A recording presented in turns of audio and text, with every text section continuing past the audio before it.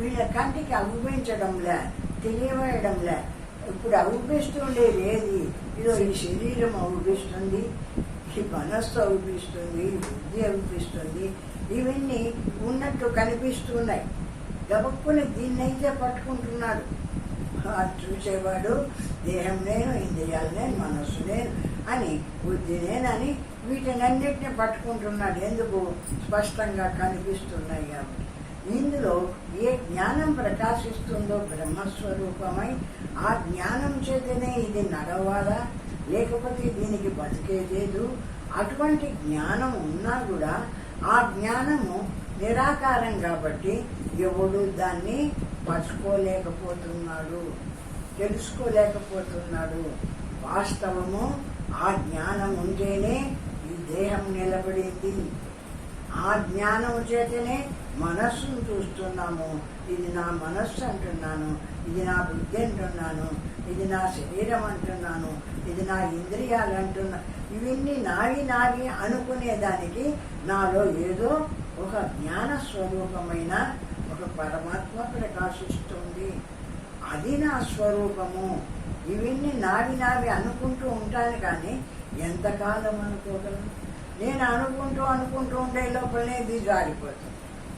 అటువంటి అశాశ్వతమైనటువంటిది దేహము, ఇంద్రియాలు, మనస్సు, ఇవన్నీ. వీటిని పట్టుకున్నాడు. ఇది సత్యం అని భావించినాడు అజ్ఞాని అయినటువంటి జీవుడు. సత్యమై ఎప్పటికీ ఉండేటువంటి శాశ్వతమైన జ్ఞాన స్వరూపమైన ఏ పరమాత్మ ప్రకాశిస్తుందో ఆ పరమాత్మను తెలుసుకోలేకుండా పోతున్నాడు అజ్ఞాని అయినటువంటి జీవుడు. కాబట్టి శరీరం ఉండంగానే మనము ఏది సత్యము, ఏది అసత్యము, ఈ శరీరం ఉంది, దీంట్లో శరీరంలో ఈ శరీరము, ఇంద్రియాలు, మనస్సు ఇవన్నీ సత్యమా, లేక దీన్ని అంతా తెలుసుకుంటూ ఉండేటువంటి జ్ఞానము సత్యమా అని బాగా విచారణ చేసి, అందుకే నిత్యానిత్య వస్తు వివేకము అంటున్నాడు. ఇది అనిత్యమైనటువంటిది. ఎంతగా నీకు కనిపించినా కూడా ఎప్పటికీ ఉండేటువంటిది కాదు. ఇది జ్ఞానస్వరూపమైన పరమాత్మ ఉందే, అది సర్వవ్యాపకమైన చైతన్య రూపమైన జ్ఞానస్వరూపము. అది ఎప్పటికీ నశించేది కాదు. అటువంటి జ్ఞానము నా స్వరూపము, ఆ బ్రహ్మం నేను అని తెలుసుకో. ఈ శరీరంలో ఉండేగానే విచారణ చెయ్యి. ఏది ఎప్పటికీ ఉంటుంది, ఏది కొంతకాలం ఉండిపోతుంది అనేటువంటి విచారణ చేసి, ఎప్పటికీ ఏది ఉంటుందో దాన్ని పట్టుకొని ఈ బ్రహ్మము నా స్వరూపము, ఈ జ్ఞానము నా స్వరూపము, ఈ నేను పరమాత్మను అని ఆ బ్రహ్మమందు మనస్సు లగ్నం చేసి ఆ బ్రహ్మాస్మి శివోహం అని బ్రహ్మమాత్రంగా నిలబడు. అప్పుడు మోక్షం పొందుతున్నావు అంటాడు. హృదయ కమలమందు దాని ప్రతిబింబము జీవమనేది ఆ రెండింటి తేజపుంజం వల్ల నేత్ర శ్రోత్రాది జ్ఞాన కర్మేంద్రియములను వాటి వాటి అన్ని పనులను చేయుచున్నది. ఆ జ్ఞాన స్వరూపమైన ఆ పరమాత్మ సర్వవ్యాపకంగా అఖండంగా అంటే దాని యొక్క ప్రతిబింబం మన శరీరంలోకి సహస్రారం ద్వారా ప్రవేశించి హృదయంలో చేరి, ఈ హృదయం నుంచి కంటి దగ్గరికి వచ్చి చూస్తుంది, చెవి దగ్గరికి వచ్చి వింటుంది, ముక్కు దగ్గరికి వచ్చి వాసన చూస్తుంది, నాలుక దగ్గరికి వచ్చి రుచి చూస్తుంది. శరీరం రూపమనే శరీరం దగ్గర ఈ శరీరాన్ని భావించి స్పర్శను గ్రహిస్తుంది. ఈ విధంగా ఈ జ్ఞాన స్వరూపమైన పరమాత్మ అన్ని ఇంద్రియాల ద్వారా ఈ శరీరం పైన ప్రవేశించి శరీరంలోకి వచ్చి ఈ శరీరాన్ని నడిపిస్తూ ఉంది. ఆ జ్ఞాన స్వరూపమే లేకపోతే, ఆ పరమాత్మ అయినా ఆ జ్ఞాన స్వరూపమే లేకపోతే ఈ శరీరం ఉన్నా కూడా ఇది దేన్ని తెలుసుకోలేదు. ఏ ఇంద్రియాలు పనిచేయవు. ఇంద్రియాలు ఉన్నా కూడా ఇంద్రియాలు ఏవి పనిచేయవు. కాబట్టి నేను ఇది కాదు, నేను ఆ జ్ఞాన స్వరూపమైన పరమాత్మ నా స్వరూపము, ఆ బ్రహ్మం నేను అని శివోహం శివోహం అంటే అంతటా ఉండేటువంటి జ్ఞాన స్వరూపమైన ఆ బ్రహ్మం నా స్వరూపము, బ్రహ్మం నా స్వరూపము అని నిరంతరము ధ్యానం చేసి ఆ బ్రహ్మముగా నిలబడు. నిత్యానిత్య వస్తు వివేకం విచారణ చేసి ఏది ఎప్పటికీ ఉంటుంది, ఏది నశించిపోతుంది అన్న విషయాన్ని బాగా అర్థం చేసుకొని ఎప్పటికీ ఉండేటువంటి ఆ జ్ఞాన స్వరూపమైన ఏ పరమాత్మ ఉందో, పరమాత్మ నా స్వరూపము, శివోహం అంటే అహం అంటే నేను ఆ పరమాత్మ స్వరూపంని, ఈ శరీరం కాదు, ఈ పోతూ కొంతకాలం ఉండి కొంతకాలానికి పోయేటువంటి ఈ శరీరాన్ని కాదు, ఆ జ్ఞాన స్వరూపము ఎప్పటికీ ఉంటుంది చూడు, అటువంటి జ్ఞాన స్వరూపము నా స్వరూపము, ఆ నేను పరమాత్మను అని విచారణ చేసి ఆ పరమాత్మ యందు నేననే భావాన్ని అభ్యాసం చేసుకో. ఇది కాదు నీవు అంటాడు. కేవల శరీరంకు సత్తా లేదు, జడం మాను రాయి వంటిది. కేవలం శరీరానికి ఏ సత్తా లేదు. ఈ కుర్చీలు, ఈ బల్లలు ఎట్లాంటి ఏవో అంటే జడమైనటివో ఎవరు కదిలిస్తేనే అవి కదిలేదు, వాటంత అవి కదలలేవు. కానీ ఈ శరీరంలో ఎట్లా దీనికి చైతన్యం కలిగింది, ఎట్లా కదులుతుంది, ఎట్లా నడుస్తుంది, సర్వాన్ని ఎట్లా తెలుసుకుంటుంది అంటే లోపల ఆ జ్ఞాన స్వరూపమైన ఆ పరమాత్మ చైతన్యం ఉందే, ఆ చైతన్యం దీంట్లో ఆ హృదయంలోకి ప్రవేశించింది. సహస్రారం ద్వారా సర్వవ్యాపకంగా ఉండేటువంటి జ్ఞాన స్వరూపమైన పరమాత్మ చైతన్యము సహస్రారం ద్వారా హృదయంలోకి ప్రతిబింబించింది. అక్కడ ప్రతిబింబించింది, అన్ని ఇంద్రియాలకు వ్యాపించింది. అన్ని ఇంద్రియాలను వాటి పనులను అవి చేయిస్తుంది. లేకపోతే ఈ శరీరము జడమైనటువంటిది, ఏ పని చేయలేనటువంటిది. కుర్చీలాగా ఆ విధంగా జడమైనటువంటిది, దీనికి స్వతసిద్ధమైన సత్తా లేదు. ఆ జ్ఞాన స్వరూపమైన దాని సత్తాతోనే ఇది కదులుతూ ఉంది, లేకపోతే ఇది కదలలేదు. అటువంటిది ఈ శరీరము, ఈ నేను జ్ఞాన స్వరూపుడనన్నానే, ఈ నేను పరమాత్మను ఎప్పటికీ ఉండేటువంటి వాడిని. జ్ఞానం జ్ఞానంగా కలిసిపోతుంది, శరీరం అంతా విడిపోతుంది అంతే. మనసు చెడిపోయి ఈ శరీరం చనిపోవడము అంటే ఏమిటిది అంటే, బతికి ఉన్నన్నాళ్ళు సర్వవ్యాపకంగా ఉండేటువంటి ఆ జ్ఞానాన్ని ఈ హృదయంలో ప్రతిబింబించుకుంటుంది. అర్థమందు ముఖం కదా ప్రతిబింబించినట్టు ఈ హృదయంలో ఆ ప్రతిబింబించుతుంది. ప్రతిబింబించినటువంటి ఆ జ్ఞాన సత్తా అన్ని ఇంద్రియాలకు వ్యాపించింది, ఈ శరీరాన్ని నడిపిస్తుంది. ఆ జ్ఞానాన్ని ప్రతిబింబించుకుంటుంది కదా.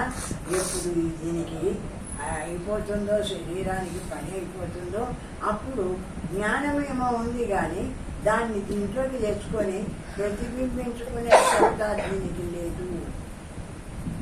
ఆ ప్రతిబింబము ప్రతిబింబించుకునేటువంటి హృదయంలో ఆ సత్తా ఉందే, ఆ శక్తి లేనందువల్ల అంతటా జ్ఞానం ఉంది, సర్వం వ్యాపకంగా ఉంది. కానీ దీంట్లోకి మాత్రము రావడం లేదు. దీంట్లోకి మాత్రం రానప్పుడు ఏమైతుంది, అది శవమై పడిపోతుంది. ఆ జ్ఞాన సత్తా లేకపోతే శవమై పడిపోతుంది. అంతా విర్రవీగుతున్నాం కానీ నేనని అందరూ, కానీ ఏ దాంతో నువ్వు విర్రవేయగలుగుతున్నావు అంటే ఆ జ్ఞాన సత్తా ఉంటే నేనని విర్రవీగుతావు.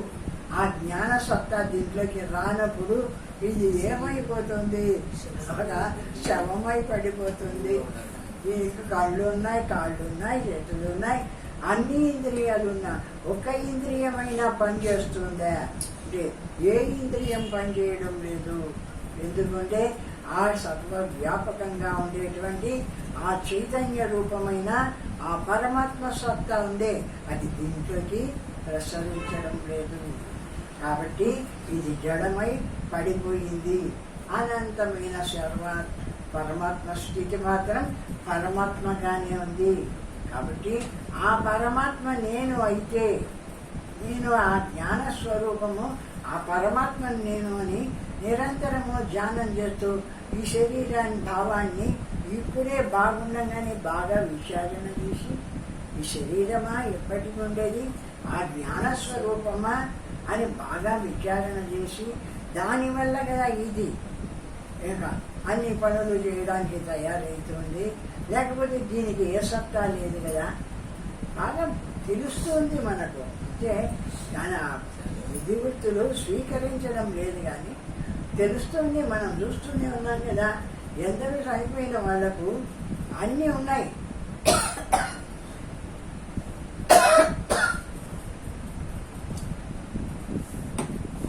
కళ్ళు కాళ్ళు అన్నీ ఉన్నాయి. అన్నీ ఉన్నా ఏమీ పని చేయడం. అదే మా బాగుండేటువంటి వాడైతే అన్ని ఇంద్రియాలు పనిచేస్తూ ఆ పని ఎట్లా చేస్తున్నాయి.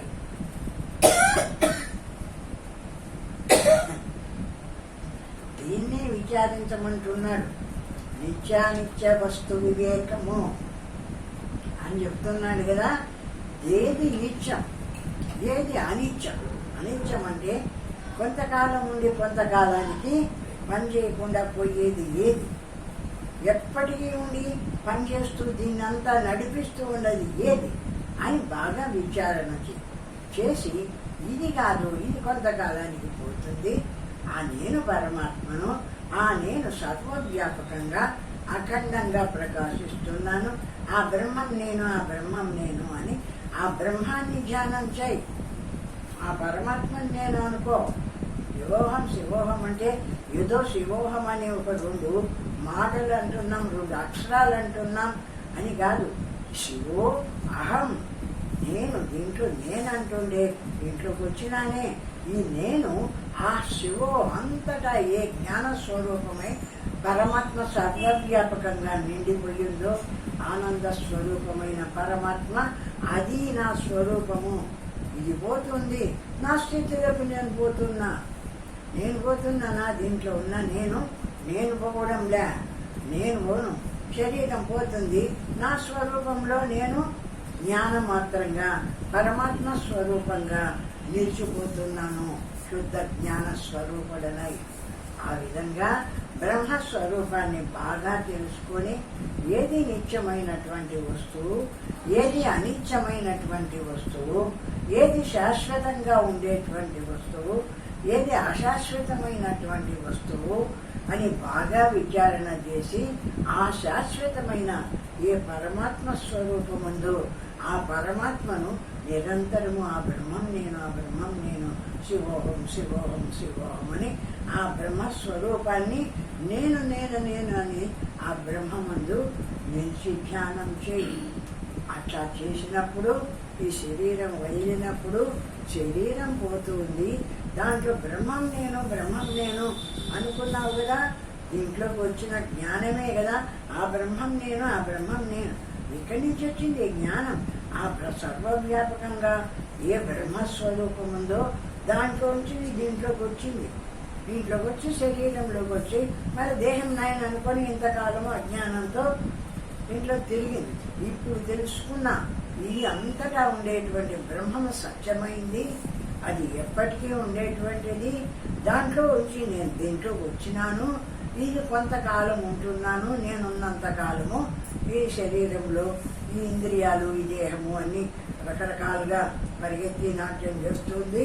కానీ నేను ఎవరు? నేను ఆ పరమాత్మగా నా స్థితిలో నేను ఉండిపోతే, దీంట్లోకి అది రాకపోతే, ఈ హృదయంలోకి అది ప్రతిబింబించకపోతే అప్పుడు ఏమైపోతుంది? ఇన్ని ఇంద్రియాలున్నా, ఇన్ని ఉన్నా ఏ ఇంద్రియము పనిచేయడం లేదు, శవమై పడిపోతుంది. కాబట్టి ఇది ఎప్పటికైనా పోయేది. ఇందులో ఉండేటువంటి ఈ జ్ఞాన స్వరూపమైన ఈ పరమాత్మ అయిన నేను అంతటా ఉండేటువంటి బ్రహ్మస్వరూపము, శివోహము శివోహం శివోహం అని ఆ బ్రహ్మాన్ని ఆ విధంగా ధ్యానించు.